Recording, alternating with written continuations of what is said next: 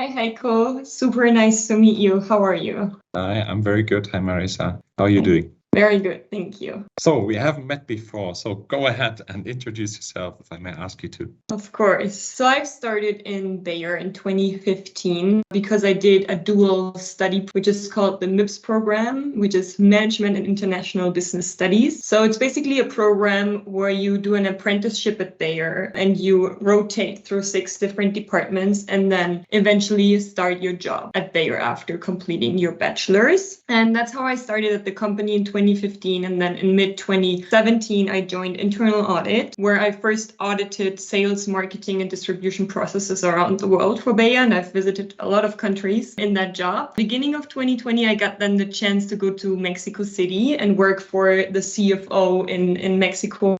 Some projects. Mid-2020, I then went to do my MBA in Madrid at IE Business School and came back to internal audit last year, so mid-2021. And I'm now again in internal auditing, mainly finance, HR, procurement topics. What about you? How is your way at Bayer? And let me know about your career.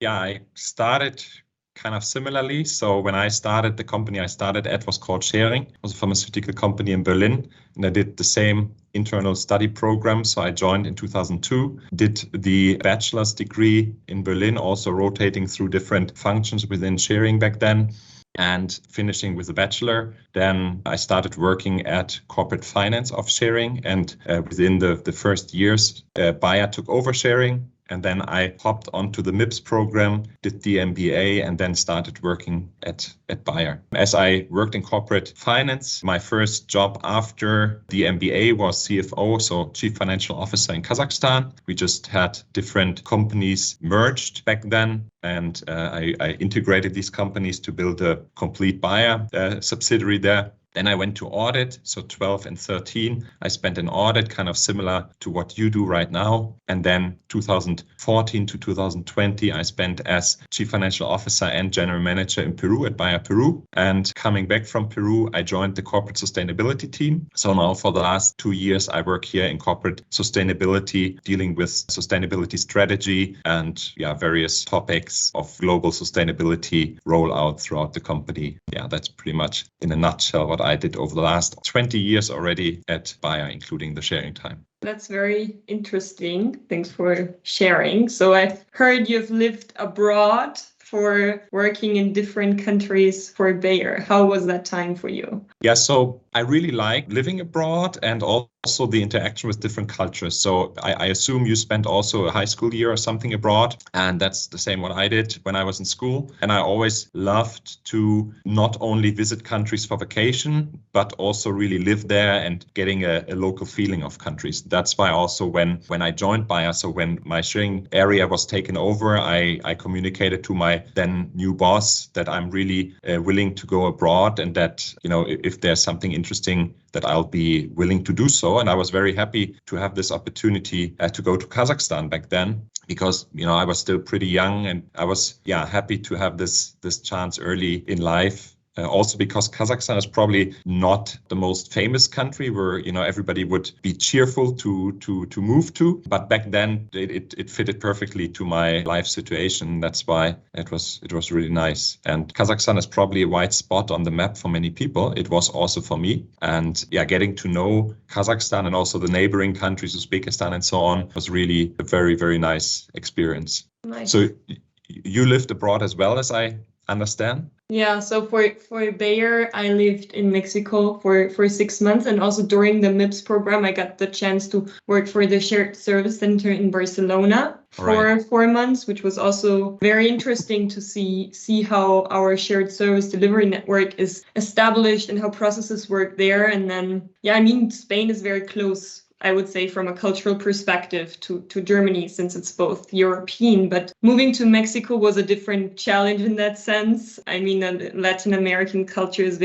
sometimes very the same, but also very, very different from the German culture. So I really enjoyed the process of having maybe a little bit of a cultural shock arriving and then sort of melting into that culture. And I've definitely taken away a lot of learnings also from my German side, how sometimes also a more relaxed view on topics can enrich work life and also private life. Yeah, that's interesting, because I mean, I'm very much interested in cultures and working abroad, and also my studies was on cross-culture management. So when you say, European culture, Spanish, German are somewhat similar, at least not as distant maybe as other continents cultures. True. And I think when I worked in Peru, people always told me that the Colombians or the Ecuadorians are very different. Yeah, and their culture is a different world. And I was always like, well, for me, it's quite similar. But if you're in one country, you probably view the neighboring country as very different. But only if you increase your horizon and really work in different countries, or work even in other continents,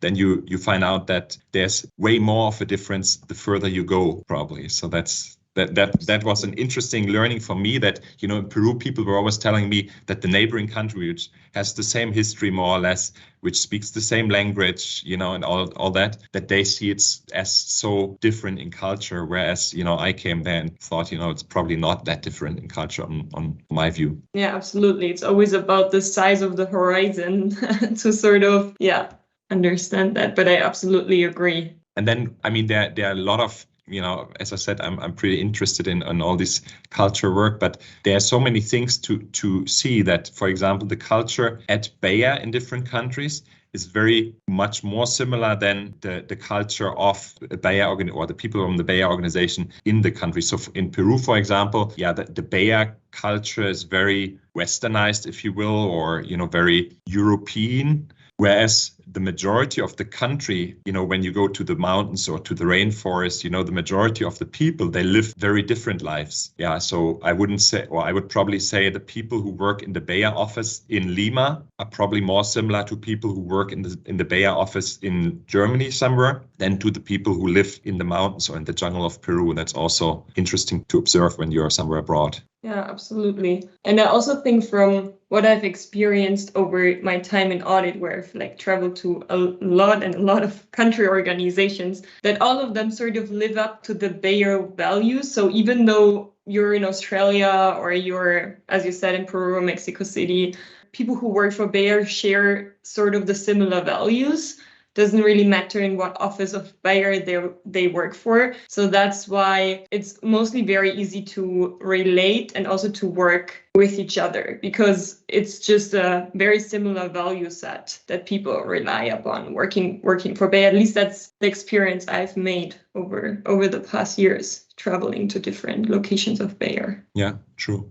Two things maybe which are I found very local culture. One is gender. So you have some countries where the majority of employees are women, and it is really hard to find men for positions. And then you have other countries where it's the other way around. So Kazakhstan, for example, is an organization where 80% of the organization are women. And it was very difficult to get gender parity or somewhere close to gender parity, finding enough men who are willing to work in an international company like Bayer. And why is it so? And this is my personal interpretation of, the culture and the country. The women who applied at Bayer when I was there, I found they knew that at Bayer they would get fair chances, and they could bring in for example, their language skills. Yeah, it was valued if you spoke English properly and so on. Whereas many men were reliant on, getting a job in a family business or advancing a career of, the father or the uncle or whomever in a public office or somewhere, so that they were not so much focused on going into private companies. So you had way more women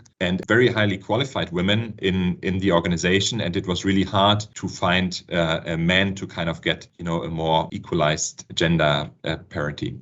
This is one thing, and probably in other countries it's the other way around. I haven't worked in countries where the majority was men, but in Peru, for example, it was very much 50-50. So in all the positions, on all the levels, we had probably about 50% men, 50% women. The other thing I realized was that the duration people stay with a company is very different from country to country. So in Germany, people stay usually for a pretty long time in a company. When I audited, for example, India or China, I found that most people were there only a few months or years. So, if you audit the last 3 years and all the people you work with in the local company are with the company anything between started yesterday and in the company for 2 years, then you need also different processes in the company to make sure that knowledge transfer takes place properly and that, you know, you can keep the company running, although the players are always changing. Whereas in a company, like when I audited German sites, you see that, you know, there can be very complicated processes because the person who worked this process is in the company for 10 years and will most likely be there for the next 10. So it can be very more complicated or complex. Yeah, absolutely. No, I agree. Like, I haven't thought about these points in that way, but now that you say them, absolutely. And I think one thing that maybe comes into my mind additionally is like what is different from country to country is very much working ethics and working times, let's say. So I feel always that is still very local, even though it's an international company. I remember in Mexico that usually offices stop working by 2 on Fridays. And that was the same case for Bayer, which I really much enjoyed, I have to say.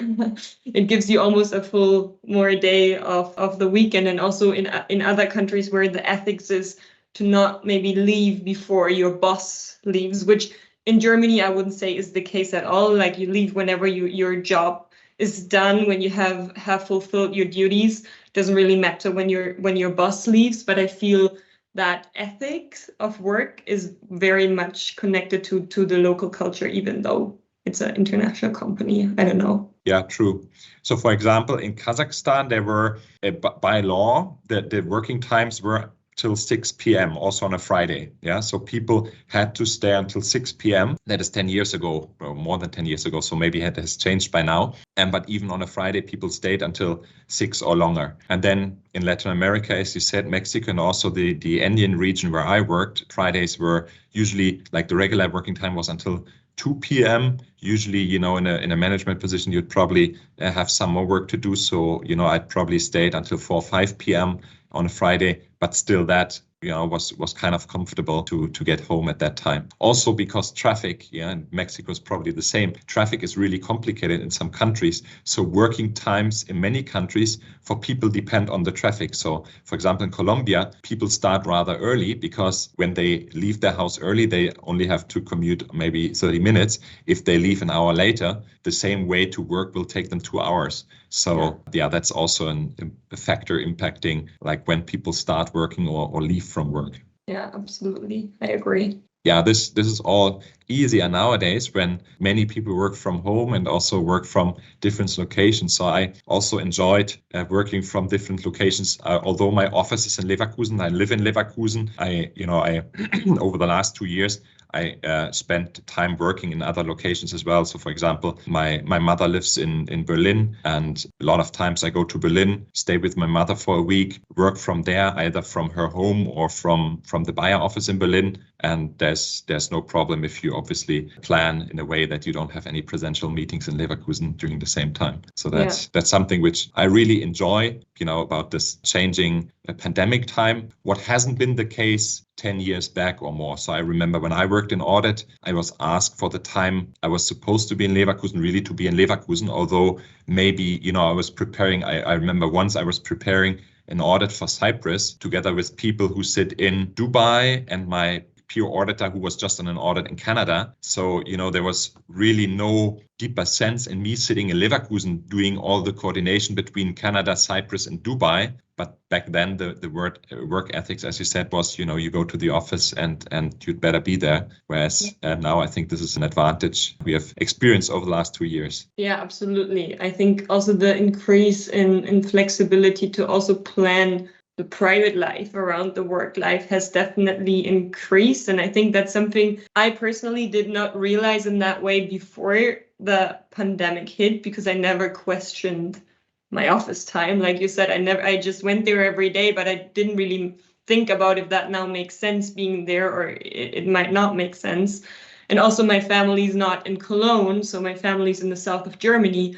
And I used to go there for the weekends only, which was quite stressful since it's a quite long way, but now it's much more flexible. And I really appreciate that we also take those learnings that we've gotten over the pandemic and like sort of shape the future in the best way possible to integrate work life and private life. So I really appreciate the efforts that also Bayer is doing there to give employees more flexibility and more independence towards their work life. Yeah. Absolutely.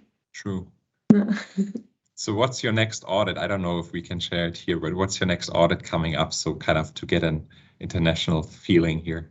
I was supposed to go to the US, probably sort of split between Whippany and St. Louis. But we have now realized when now we talk about this, that the colleagues that are working in the US on the topic that we're auditing are also spread out across the country. So many of them are not in close to the office anymore or live in different states, are in different offices. So we actually decided to stay in Germany for that audit and do it remote, because just from a traveling perspective, it's not feasible to organize the schedule in a way that we could meet everybody in person. So we're now doing a remote audit, which is also more and more on our daily agenda. So it's not that much traveling anymore. It's, I would say, maybe half of the audits require traveling. The other half maybe is done remote, which on the one hand gives you also the flexibility to be more home and be more with your friends and family, because we used to travel probably 6 to 7 times, 3 weeks during the year. And now it's maybe 3 to 4 times. But on the other hand, we have to adjust to time zones. So that can be complicated since the US is a few hours behind. Sometimes, work hours shift a bit, but I guess that's also some of the flexibility we have to bring in as employees. But the next audit is in the US. Nice. And have you, or do you consider also working abroad for a longer time again, like you did in Mexico, or even longer, or is that not on your agenda? No, absolutely. I mean, I would love to do that. That's not only on my possibility list, but I really am striving for that, let's say. I want to go abroad again for a couple of years if that's possible. I'm also very open to the location. If I could probably choose, I would more choose Latin America, just because I now speak Spanish. I really liked the culture there, but I would also be open to go to any other country, because I just love living abroad, living in another culture, and getting to know so many people. I mean, just also the people you meet at work, but also that people you just meet by living there are usually very interesting people, interesting conversations, and very enriching. Yeah, true. Absolutely. And my learning from living abroad is, first of all, obviously you appreciate living in a country, getting to know the people and getting to know the country and the culture, and traveling there and enjoying kind of life on a different side of the planet. But what also maybe many people don't have a clue about is when you come back, you realize also the benefits, the beauties of your home country. Yeah. So you come back with a totally different perspective on what shall I do. So if you live abroad, or also when you travel for audit abroad, you'd probably use your weekends to do something nice. The one time you're in whatever country, you spend your weekend wisely doing something which you always wanted to do when you're there. While then when you come back to Germany, you'd probably, or I did, question myself and said, why don't I also do this when I'm in Germany? Why don't I use the weekends to get to know the own country and enjoy traveling throughout the own country as much as I enjoy traveling throughout other countries? I think this is also something you appreciate what you have in your home country, which you may not have appreciated so much beforehand. So that was also a big learning for me coming back from overseas assignments. Yeah, absolutely. I agree. Sometimes you realize when you're away how little you also know about your own country and how much there is to explore.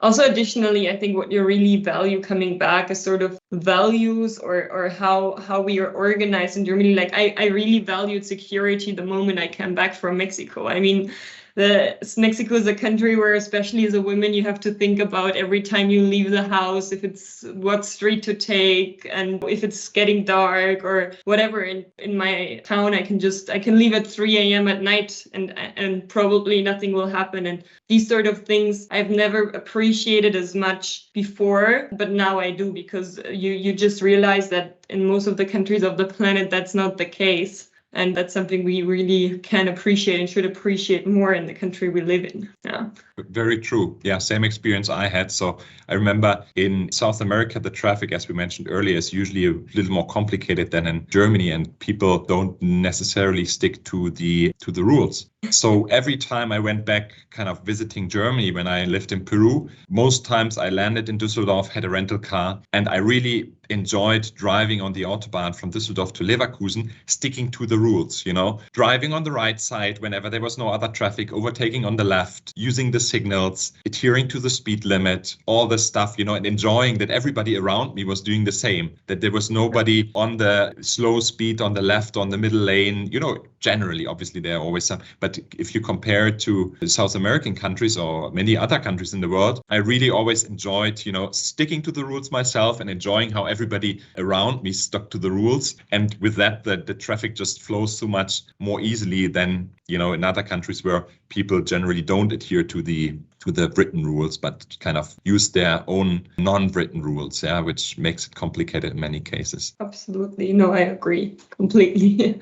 And now you just told me that you're in the sustainability department. And I assume since sustainability is getting more and more important, or has been getting more and more important over the past decade, and also the strategy buyer has been becoming like much more, much more strict towards that, let's say.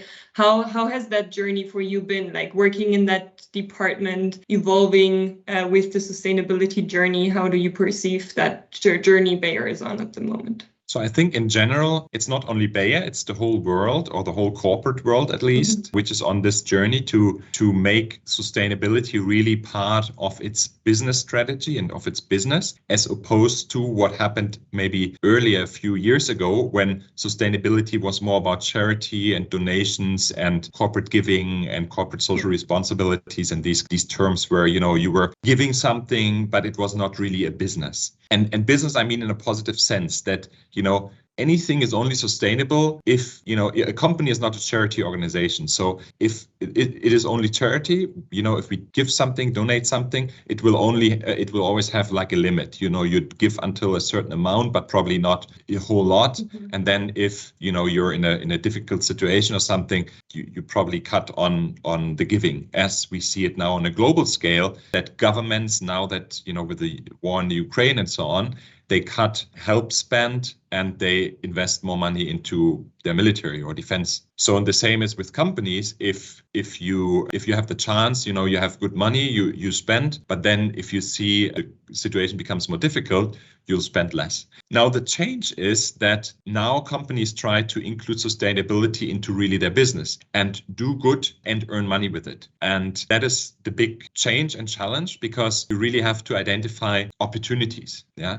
For example, at Bayer, we say we want to reach more smallholder farmers. And why is that so? Because smallholder farmers usually have less access to modern agricultural practices. And with that, they have less yield, so less harvest. They sometimes use more crop protective products, which is not necessary. So they use too much, and they have with that too much pollution for the environment. And also they don't know how to use these products properly. So they run health risks as well, personal health risk, because they don't know how to use these products properly. So what we try to do is train these smallholder farmers properly to use agricultural products in an efficient and sustainable way. And with that, they increase their harvest. They earn more money with it. They pollute the environment less. They harm their health less, or they do not harm their health anymore. And we have a good business because we reach people and we can train and sell products to these people where they haven't, or they have probably used more dangerous or worse products beforehand. And now they use safer products in a safer way because they are properly trained on how to use them. And for us, it's also a good business because usually with larger farmers, we are on a good way. We have high market shares, but maybe we haven't focused so much on smallholder farmers in the past. So yeah, now we are kind of opening the door and creating there for us new market. So that's basically one of the big changes, is that we like corporate world in total changes from more like this donating to really doing business, good business. And the second one is that the whole reporting of sustainability becomes more concrete, if I may say so, or more numerical. So in the past, companies were asked to write more like a text about things. Now the tendency goes toward really reporting more numerical things and being more measurable and comparable among companies. And that increases transparency for every stakeholder out there, for investors, but also for everybody who is interested in sustainability. You can better judge a sustainability effort of a company if you really have numbers and targets targets rather than only kind of a nice wording. So that's probably the two major changes in sustainability over the last couple of years, and which are evolving. This is not something somebody has reached. This is something which is currently evolving, which is currently being created and being improved. Yeah. So I always say it's kind of the Wild West, because we are in this progress of setting the standards. We as a corporate world, not buyer, and regulators and everybody to set these standards and evolve with these standards and find out what works and what doesn't work, and then recreate what should, or what should work, or the way it should work. So that's really interesting, because it's just an evolving new to work in. Yeah, absolutely. I think also it's very interesting, as you said, that also from now, if we talk about Europe, like the European Commission, a lot of things are changing, and rules and the entire framework of how to operate as a business is changing in that regard, regarding sustainability and CO2 emissions. So I think it's an interesting transformation the company, but as you said, most companies are going through at the moment. Would you have envisioned yourself being part of that a couple of years ago, or would you rather thought you end up somewhere different? No, I wouldn't have imagined working in sustainability a few years ago. I started working here 2 years ago, and probably maybe a year before that I would have imagined, because I was in the process of looking for a new job after coming back from Peru. But probably more than 3 years ago, I wouldn't have imagined working in this field. Not that I haven't, or that I was not interested in it, but rather, it was just not the natural career path for me. However, now that, with how things evolve, financial reporting on sustainability topics and so on, it really makes a lot of sense for me to be in this position, because I kind of know both sides. I know the financial side, I know the sustainability side, and now I'm kind of working in the middle of the two. Having said that, I think in any time of the last 20 years, I would not have imagined where I was then actually working 5 years from then. Yeah. So when I started, as I said, a comparable program like you started, I would not have imagined that 5 years from then I would work in Kazakhstan. And when I was in Kazakhstan, I never had imagined that 5 years from then I was going to work in Peru. So in any given time of the last 20 years, I could not have imagined where I worked then actually 5 years from then.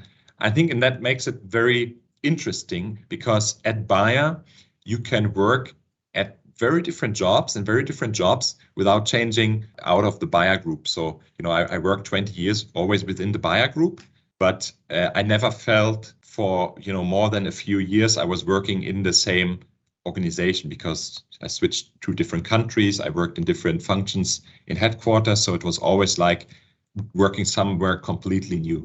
Absolutely. And I mean, I haven't made such a career change yet, since I'm basically still sort of getting my career started. But what I've also experienced, like talking to people working in Bayer for a long time, is that within the internal world, you can quite easily change also the function, and you get the chance to develop across your CV. So even though you might come from the finance area, that doesn't mean that you cannot go to sustainability, for example. It's just you need to sort of prove that you're reliable and interested and motivated, but you're given the possibility to explore what your passion maybe is and what you would like to, where you would like to contribute. And then you also get the possibility to do that. Of course, it doesn't work out always, but at least most of the people are trying to help that people are also happy what they are doing. At least that's my impression. But yeah.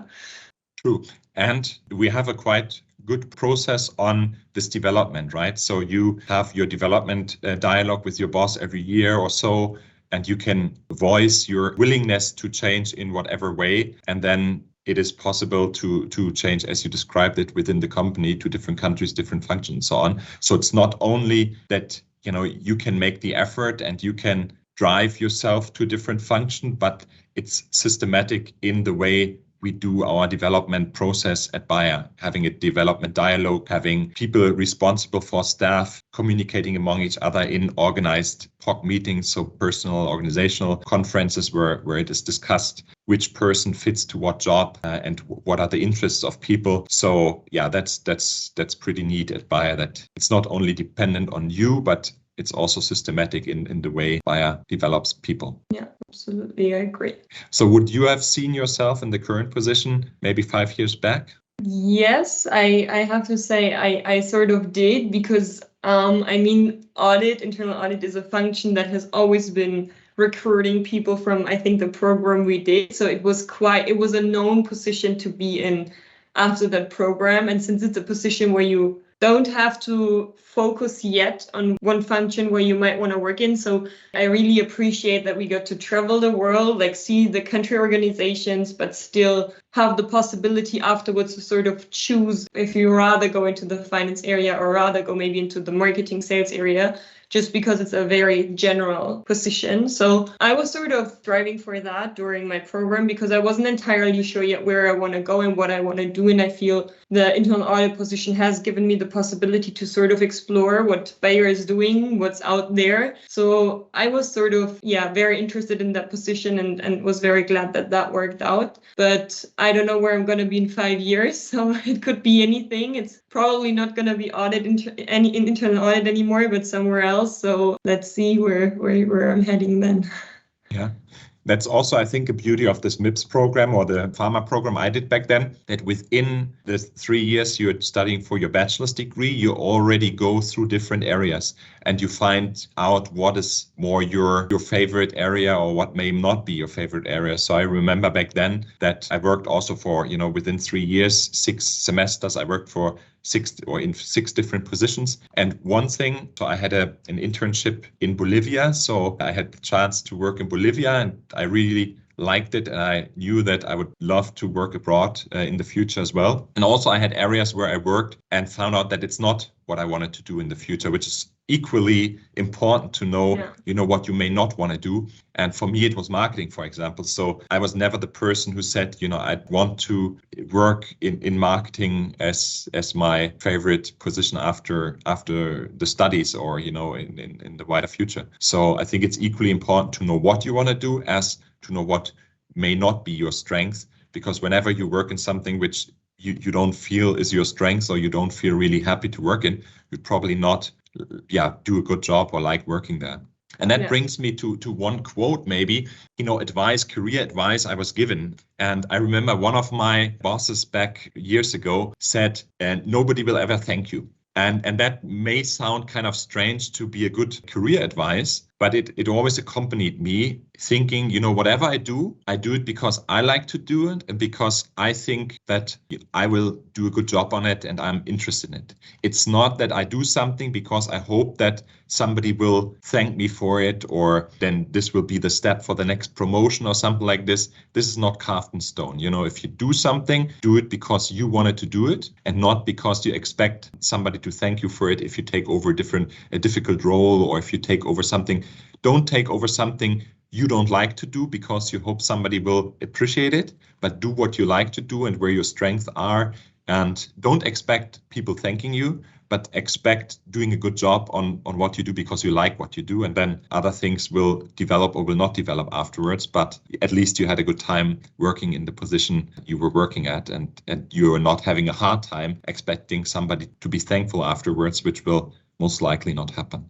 No, absolutely. I agree. I mean, I've never heard that quote before, but I really think what you're saying is very true. I think it also comes to the topic on intrinsic and extrinsic motivation, right? Whenever you're motivated by something from inside of you, you will most likely also be better at it. I feel like if you really do something that interests you and that drives you and you're not doing it in order to, accelerate your career only, even though you're not interested in the topic, I think you will be better, and that will also help your career then if you do something better because you really enjoy working on it and you really enjoy learning about it, and you will always, I think, be a better employee if you work in something that really does interest you. Right. And having said that, that doesn't mean that your work is not appreciated by your superiors or by your colleagues. So people do thank you for, having done a good job or something, but it shouldn't be the motivation of you starting a new job, expecting that, somebody will be eternally grateful because you took over some hard assignment. And so, but that's something I like with my superiors, and I always also try to do. When I had a team in my responsibility, I think thanking people and appreciating, verbally expressing the appreciation of the job people do is really important. So, speaking of what motivates me, it's really motivating to me if I have a superior who appreciates the work I do and expresses this and tells me this, whatever you have done well, and thank you for that, nice job. And same I try with my teams to tell them really what is working well. And giving feedback is always about being also detailed. Yeah, if you tell them after a year, oh, you did a great job over the year, it's probably not as motivating as if every month or whenever you talk to people, you tell them, oh, I really like this and that, what you did last week, because it helped us advancing this and that other topic. So being specific and really showing people that you knew what they or know what they're doing, and not only giving kind of a general positive feedback somewhere, after a year or two is really appreciated by me as an employee, and I hope appreciated by my employees whenever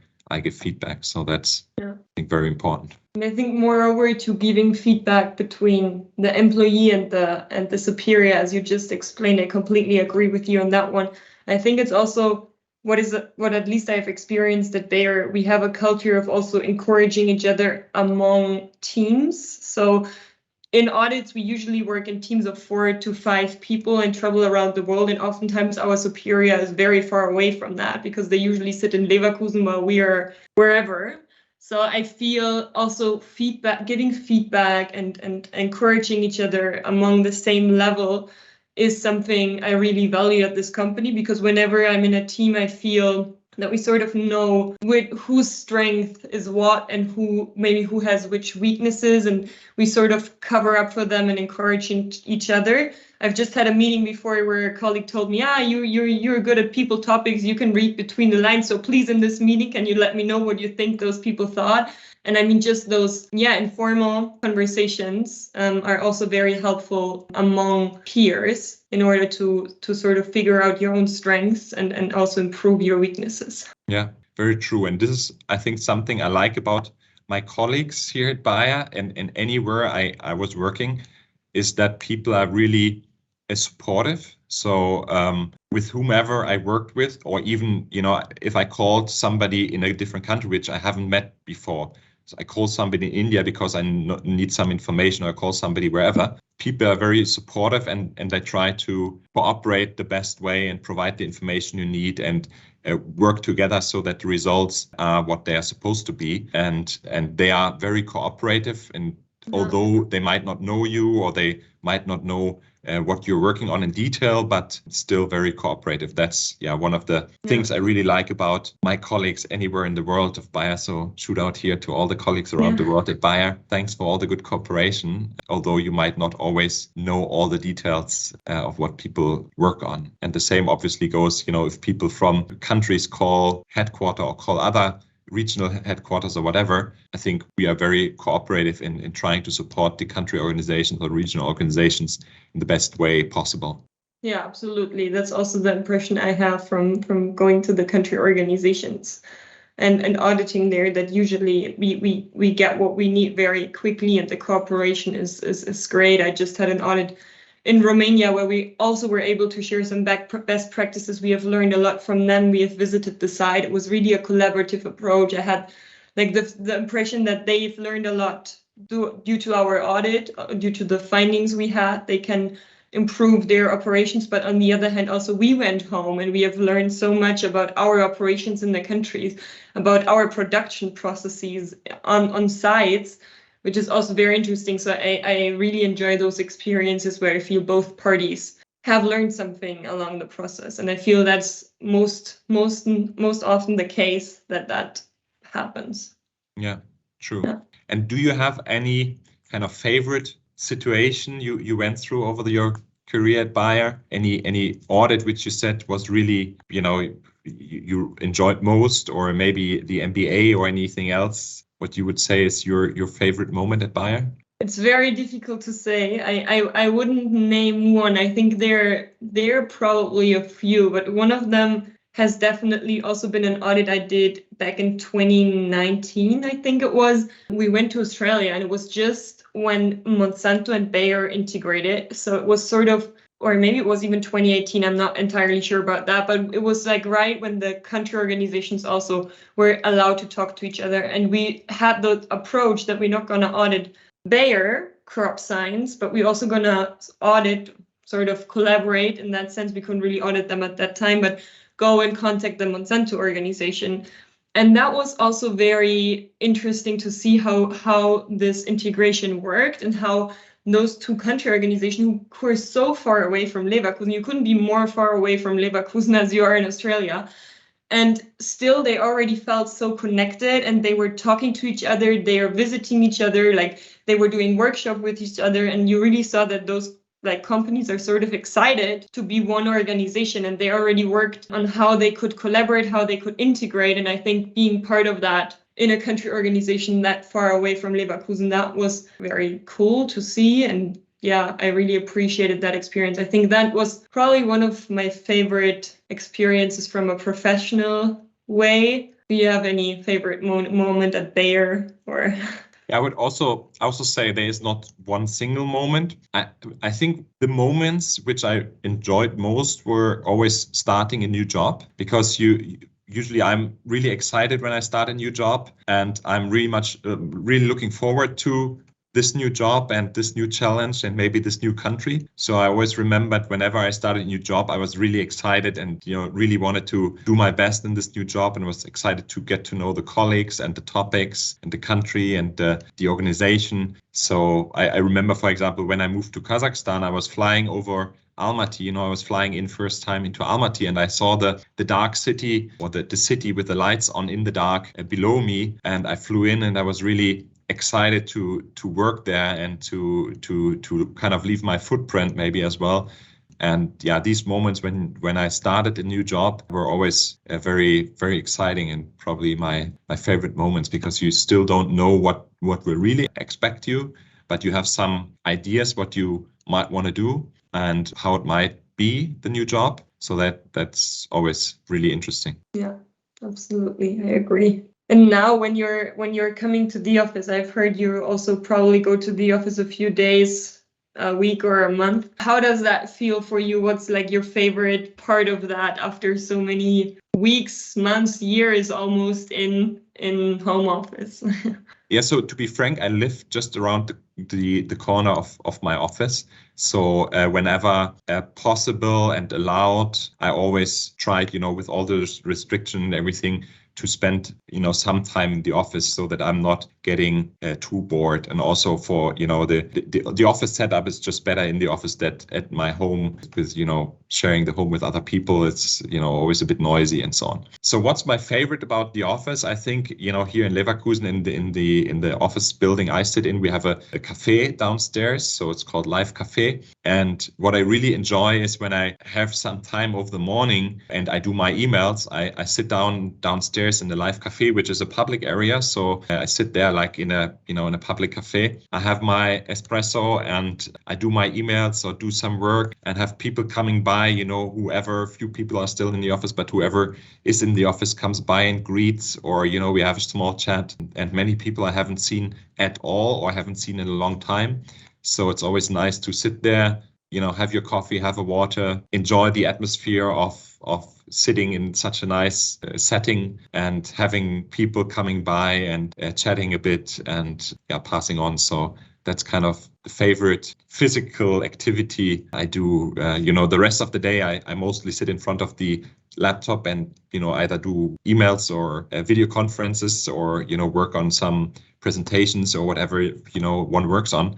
But in a more closed, like here in this office space, sitting, using the Live Cafe as an office and working on stuff, I really enjoy whenever I have time. Yeah. How about you? Yeah, similar. I also really enjoy, additionally to what you said, like mentoring new joiners, because I feel over the past 2 years it must have been so difficult to join a new department or function, because you cannot just go to the next office and say, hey, I have a question. So we are now onboarding 2 new members in our department, and I really enjoy being there on their first day, take them for lunch and just showing them how to get into the office and where the office is. Like, even those small things are difficult if you're new somewhere. So I really enjoy having those people across just sitting with them in one office and explaining them how things work. So that's one thing. And maybe another thing is also to have that private exchange with colleagues. So usually when you're at home, you would only call each other if you really need something work related. But being in the office facilitates also more having like a friendship among colleagues, sometimes even going for after work drink in Cologne,